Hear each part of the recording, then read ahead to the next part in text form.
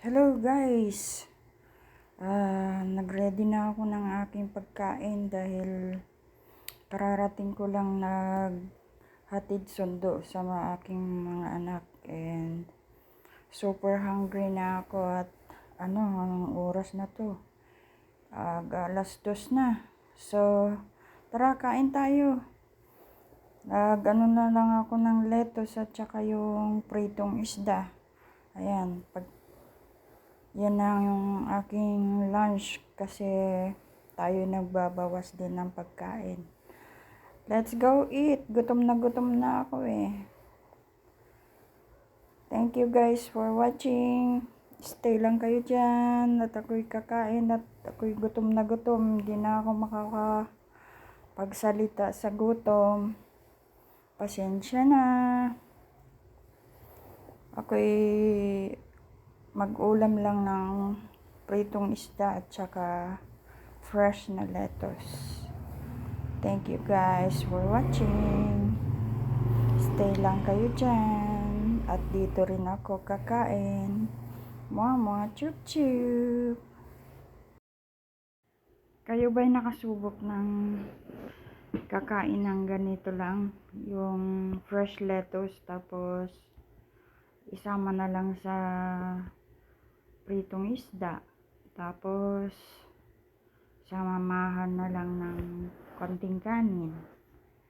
Minsan ganun ang ginagawa ko eh. Tapos yung chicken ba, yung fried chicken, minsan hindi ako magkakanin.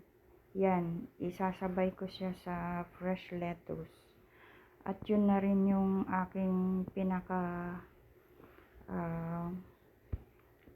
yun na lang ang aking pagkain. At pag nagutom ako, kakain na lang ako ng tinapay. So, sa mga hindi siguro mahilig maggulay, hindi kakayanin kainin lang yung ganyan. Pero yung romaine lettuce na yan, masarap guys.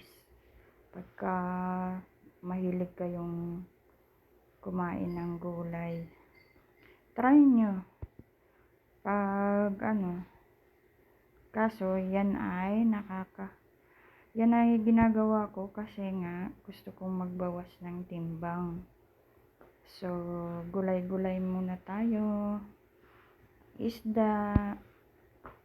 At saka hindi rin kasi ako mahilig masyado sa karne. So, ayan. Chicken, fried chicken, ganyan. Sasama sa gulay. Or gulay na nilagay, sausaw sa bagoong. Sapat na yun. May kasamang kamatis, diba? So, ayan guys, kain lang ako ng kain. Dahil ako'y gutom na. See you again next time. Bye-bye. Mama, chup chup. Hope you like my video. Mwah!